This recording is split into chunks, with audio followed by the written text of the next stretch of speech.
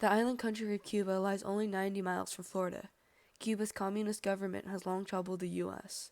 This is largely due to the influence of Cuba's leader for most of the past 50 years, Fidel Castro. In the mid-20th century, Cuba was controlled by dictator Fulgencio Batista, a former soldier who came into power from 1933 to 1944. Batista had held power with the backing of the U.S. government. The U.S. government thought of nothing of Batista's goals because he said that Cuba wasn't going to be a communist country. American business interests, notably the United Fruit Company, owned much of the land. Castro, trained as a lawyer, sought to overthrow Batista and expel the Americans. His revolution forever changed the face of Cuba and its overall economy. Fidel Castro is born in 1926. His father, a Spanish immigrant, grows wealthy selling sugarcane to the United Fruit Company. But Fidel is drawn to radical politics. In 1952, he discusses his plan with his younger brother Raul. The government is corrupt. It sells the best farmland to the Yankees and grows fat on the profits. The Americans drink and gamble in casinos run by the criminal gangs, while ordinary Cubans wallow in poverty, and there's nothing we can do. I'm going to run for House Representatives. The people must at least control their own destiny. Cuba needs a new leader, and I will take the burden. When Batista cancels the elections, Castro dedicates himself to revolution. On July 26, 1953, he leads more than 100 men in an attack on Moncada Army barracks in the city of Santiago by sailing on the ship Granma. In the east coast of Cuba, the revolt is a disaster. Half the rebels are under attack or murdered in prison. In court, Castro defends himself. Batista stays in power over a stack of corpses and a sea of blood. Liberty is not begged for, but won with the blade of a machete. Go ahead and condemn me. It does not matter. History will absolve me. After speaking for more than 2 hours, Castro is found guilty and sentenced to a prison, along with Raul and other rebels, for 15 years. In 1955, the Castro brothers are released from prison to go to Mexico. There they meet a fellow revolutionary from Argentina, a young doctor named Ernesto Che Guevara. Together they formed the July 26th movement and returned to Cuba with a band of rebels. There were 81 men who sailed the Granma to east coast of Cuba, but Batista's army ambushes them, leaving them with only 18 survivors. Only a dozen or so escape alive to remote Sierra Mistra mountains, where they rearm and reassemble their once 81-man group, now 18-man group. It is a miracle that we made it. Where do we go from here? We will organize in these mountains. Look, here's the home of the campesino. We can depend on him for kindness and for food. The campesino feeds and shelters the ragtag band. The name Fidel Castro has become legend in these mountains. We heard how you stood up to the dictator Batista. For too long, greed and power have ruled Cuba. We need a change. The saying is true. The people are the sea, and we revolutionaries are the fish who swim in it. The rebels open a medical clinic. Che Guevara is the first doctor many of the peasants have seen. The rebels win the trust of the people and attract recruits. They also win small battles against the Royal Guard patrols, which also attacks more recruits. But they also need arms, which they plan to steal from the army barracks at La Plata. On the way there, they are approached by a friendly informant. The barracks have 10 guards. Careful, here comes Chicho Osorio, the brutal foreman of the sugar plantation. He is one of the worst exploiters of the campesinos. Castro approaches him. Halt, we are the Royal Guard investigating security problems here. Well, we have plenty of troublemakers. That Fidel Castro is the worst. If I find him, I'll shoot him. Not if I get there first. And I can do it. Look at these boots. I took them off a good-for-nothing I killed. By the way, a security at La Plata is very weak. I'll show you where. Excellent. Perhaps we can even tie you up and pretend you're a prisoner we're bringing in. Manolo, you know what to do with the prisoner. The attack on the barracks is the rebels' first big success. The legend of Fidel Castro grows and spreads around Cuba. By 1958, the rebels number around 300 and control much of the Sierra Maestra. That summer, Batista sends 10,000 soldiers to get rid of them at a meeting of the rebel commanders. Batista is desperate. The Americans have at last grown disgusted with his corruption and stopped giving him money.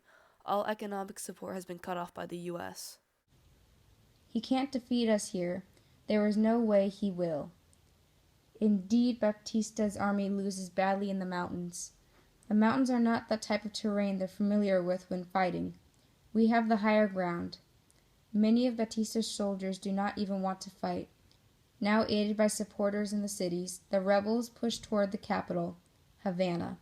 On New Year's Eve, Batista throws a party at the presidential palace. After dinner, he addresses the crowd. Friends, I'm sorry to say that the rebels are closing in. We must leave immediately. They have overwhelmed us, and their troops are too powerful. We will reside at the Dominican Republic tonight. The dictator flees the night to the Dominican Republic. As the word gets out, Cubans celebrate in the streets of Havana. We finally got the boot of the director off our necks.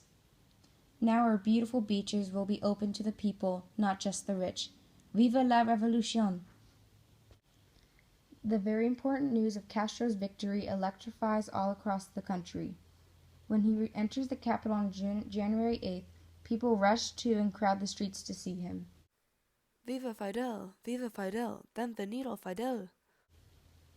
Reporters from all over the world race to Cuba to bear witness to the charismatic rebel leader in all of his greatness. Mr. Castro, will you now return to civilian life? What are your next plans?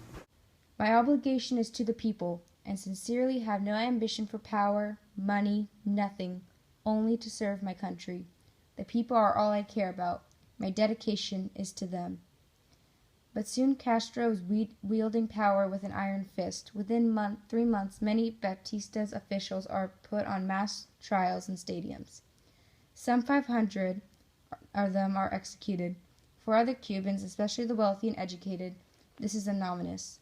This is horrible. What about my obligation to the people? It's good they got rid of Batista, but we need democracy if anything's going to be done. Castro is embracing communism, and the people are scared at what will happen next. Will he be a dictator like Batista? If he is, Cuba's going to be a mess. Today, soldiers came into our beach club and said, "Get out, this belongs to the revolution now." They're already starting to take over. These bandits are going to rob us of everything we worked for. I'm going to Florida. I need to escape Cuba before it's too late. Everyone needs to get out while we have the chance to. In the next few months, a steady stream of Cubans leave their country, most for the U.S. because they are no longer safe in their country. The new Cuban government orders rents reduced. It sends thousands of youths into the countryside to teach people how to read. It also confiscates sugar plantations owned by U.S. companies and gives the land to peasants. Defying the U.S., Castro makes an alliance with the Soviet Union, America's enemy. A showdown with the U.S. is coming.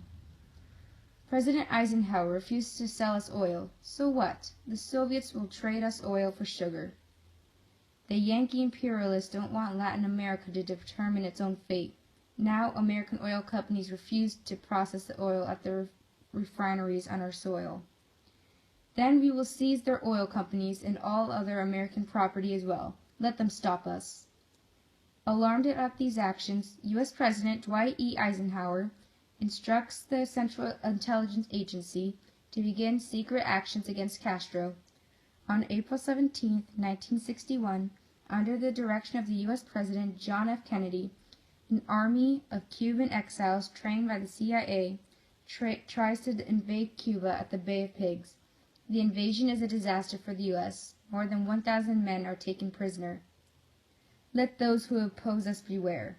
Within the revolution, everything is permitted. Outside the revolution, nothing. After the Bay of Pigs and a wave of U.S. barracked attacks, Castro orders a crackdown on opponents. More than 35,000 people are arrested. It is the start of what will become a dictatorial hold on the power by Castro.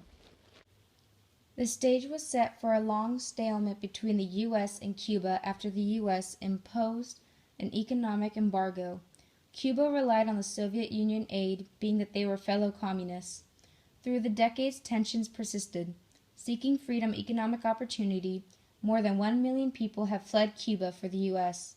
The already suffering Cuban economy lost $6 billion annually from the Soviet Union collapse in 1991. But Castro survived. Only age and illness caused him finally to hand over power to his brother in 2008.